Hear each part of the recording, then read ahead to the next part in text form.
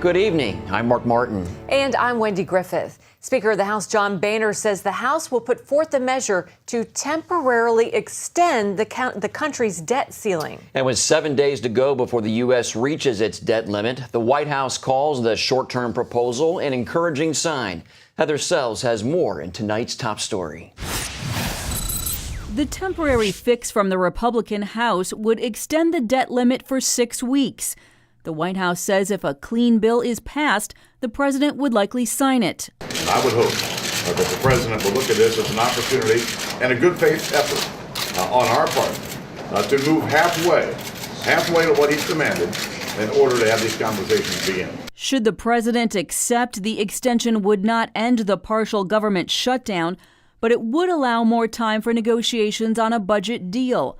Speaker Boehner proposed the plan just this morning.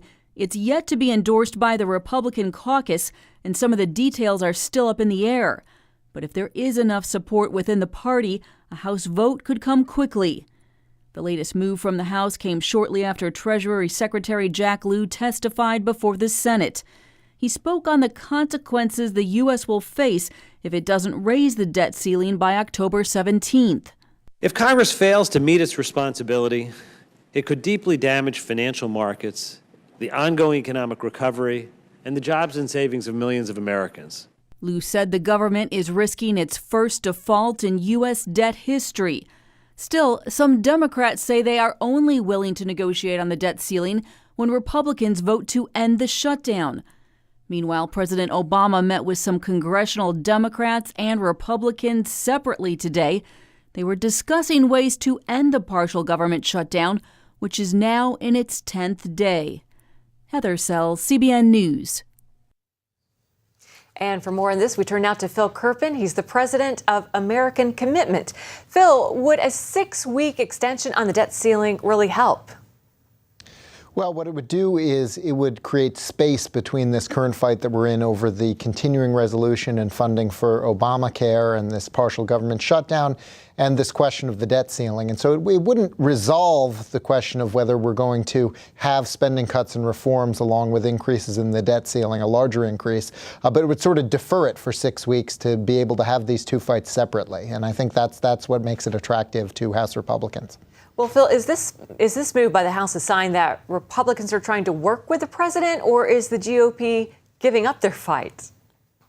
Well, I think it's a sign that they're not ready to have this second fight on the debt ceiling and have it sort of be rolled into this current fight over the partial government shutdown. More than anything, it's them saying, look, you say you've got to have this debt ceiling increase and it has to be clean. We don't really agree with that, but we'll do it at least on a short-term basis so that we can resolve this other fight. And so in a sense, then, it's meeting the president halfway in that it's giving him what he wants, but it is only doing it on a temporary basis. We're still going to have that bigger fight when the debt ceiling comes back in 6 weeks if they go ahead and pass this.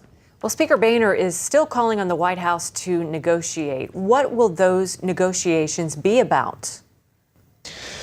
Well, they're kind of two separate things. We've got this immediate government shutdown fight where Republicans would like to have the same relief for individuals that the biggest businesses got from Obamacare. That is, don't force people into a system that pretty clearly isn't ready. Let's have a 1-year delay of that mandate while they actually fix all these website problems and the rest of it. That's the main thing Republicans want to negotiate in terms of reopening government. And then the second fight over the debt ceiling, Republicans have taken the position that if we're going to authorize more debt that the American people and our children and grandchildren will have to pay back, that ought to be paired with some long-term structural reforms and spending cuts so we're not right back in the same situation again in a year or two. Well, do you see an end in sight to the government shutdown? I know a lot of people are starting to be affected by it, including myself. I was going to go camping this weekend, but guess what? The national park is shut down. When do you think we're going to see an end in sight to this? Well, you know, I think if the Democrats are insistent on not providing that same relief to individuals from the Obamacare mandate that Obama's given to the biggest corporations, this could continue for a while, and, you know, both sides seem to be dug in.